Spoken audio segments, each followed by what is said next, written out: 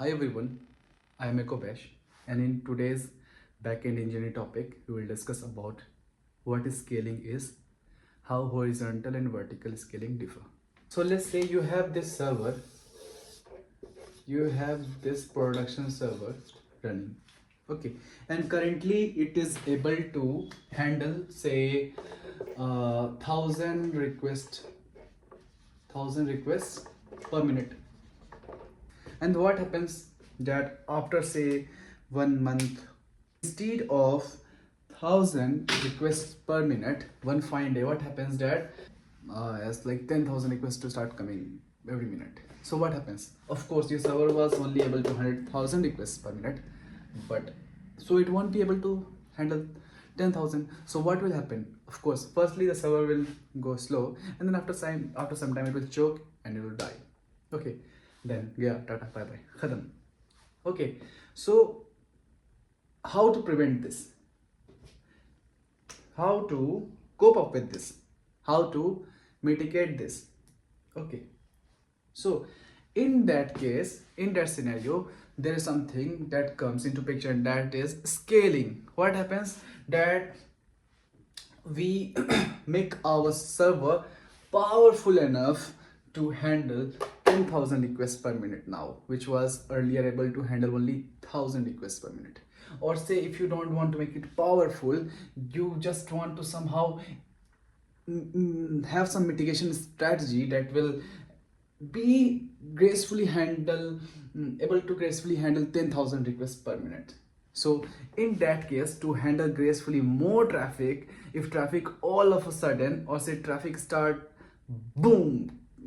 coming with a unexpectedly high rate, so the mitigation strategy of server, that is scaling. So what we do, there are two things. So we can do, we can either horizontally scale it, or either we can vertically scale it. So what is horizontal scaling and what is vertical scaling? Let's see. Say suppose this was my server. Now say this is my server. Okay, so all of a sudden what happens that requests come as 10,000 requests per minute. So one thing we can do, say suppose since earlier configuration of the server was very basic, say 2 GB RAM and say 2 core CPU. Okay, and say hypothetically that this configuration was able to handle 1,000 requests per second beautifully, but was not able to handle 10,000 requests per minute. So what we can do? What think? So it says you want to handle this. Yeah, do one thing: spin multiple such servers and then divide requests among them. Sounds good? Let's do that. Say again I have same server, say I have one more server, say with same similar one more server. I have three more servers, so I have total 4 servers. Okay, and now what happens that if we even if we have 4 servers, then and if all of the requests start coming to this one only, this will again again die, and if it comes to this one, this will again die, right? If all of the requests started coming to this, so what will happen that we need something here in between which will distribute that, hey, 10,000 out of 10,000, some go to this, some go to this, some go to this, some go to this, and some go to other which one have you have created. Okay, and this something which which is responsible for dividing load, dividing traffic, is known as load balancer, LB, load balancer. Okay, so in horizontal, and this is horizontal scaling. What we did, we spun a lot of more servers, and put it behind a load balancer, and now we are able to handle all the requests beautifully. So this is horizontal scaling. So how is it beautiful? What are pros of it? What are cons of it? What do you think? Yeah, so now we will talk about pros and cons of horizontal scaling. So now the first point is in what is how horizontal scaling is good. is, say suppose from 10,000 requests per second, your traffic increase further to 20,000, say 30,000 requests per second. So what we'll do? No worries, add 2 more servers. Traffic even boosted more, no worries, add 4 more servers. So it's easy to add more server, and we will be handling the request in a beautiful way. So this is one benefit of it.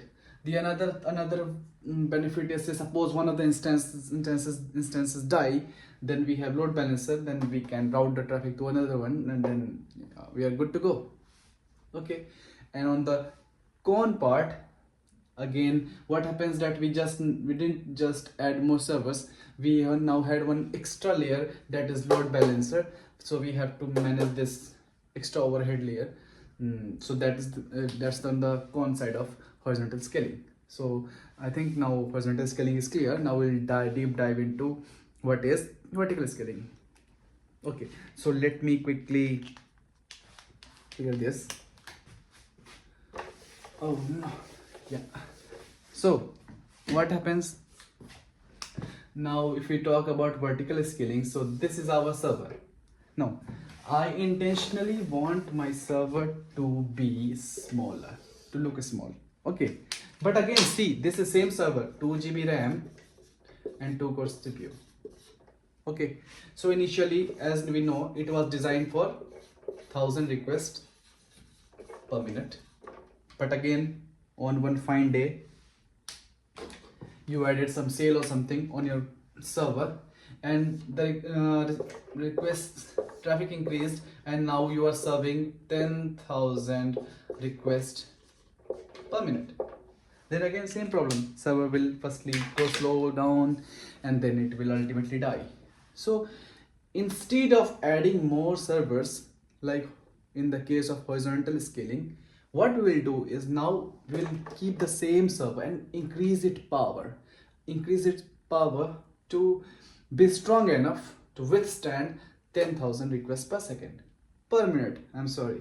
So what to do? No worries, just increase its capability, increase its capacity. Instead of 2 GB RAM, now say you want 32 GB RAM. Instead of 2 core CPU, now you are having 8 core CPU. Okay, so these are for quantifying, like you can increase the power of your server, and it should be able to handle more traffic. Now if we see about the pros and cons, like we discussed about horizontal scaling, you can see the first thing is I had to make only one diagram. So that means that that was just funny part. So pro is it's very easy to increase the power of a server. So in that way, vertical scaling is good. So again, if we see that what is vertical scaling, is increasing the power of a server to handle more traffic, is vertical scaling. Okay, so that is the pro. And what's con? What if you think it's so easy? You have limited power. You can scale, you can increase the power of the server, but at some point up to some maximum limit, right? The power is not unlimited. Okay, so the capacity is not unlimited, so you can vertically scale up to some limit only. So that's the con part of vertical scaling. Okay, so I explained what is scaling, what is vertical scaling, and what is horizontal scaling. I hope that was clear through the lens of system design. But now say if we talk about with a vague example of real life, say from office, say let's deep dive and take a look into it. Say in your office, okay, yeah, office. Say in your office, what happens that all of a sudden a very tightly constrained task come. Okay, and you have to finish it in one day. Okay, you have to finish it. Say you have to give a demo, finish it and give a demo in one day. So what you can do? You have two options if you see clearly. Just hire 10 interns. These guys are interns. Just hire 10 interns who are new in the industry with limited knowledge. Okay, 10 interns. and then distribute the whole task into small tasks, and then you get the work done. Okay, so this is horizontal scaling. The task was big. What you did, you added 10 more resources, you added 10 interns. Okay, so since I say intern, the approach to think here is just like, since they're new industry, they have less experience, that you can say. Okay, so this is one way, this is horizontal scaling. And what's the other way? Say instead of hiring 10 interns, just go and hire one guy with say 15 to 20 years of experience. Just hire some engineering manager or engineering manager X Pro Max Ultra. Okay, so that is vertical scaling. So vertical scaling is hiring engineering manager Pro Ultra Plus. Okay, and what is horizontal scaling? Horizontal scaling is hiring 10 basic experience interns. So that is horizontal scaling. So I hope it's clear what is horizontal scaling and what is vertical scaling. Gracias. Bye bye. We will catch you soon in another backend engineering discussion. Bye. Thank you.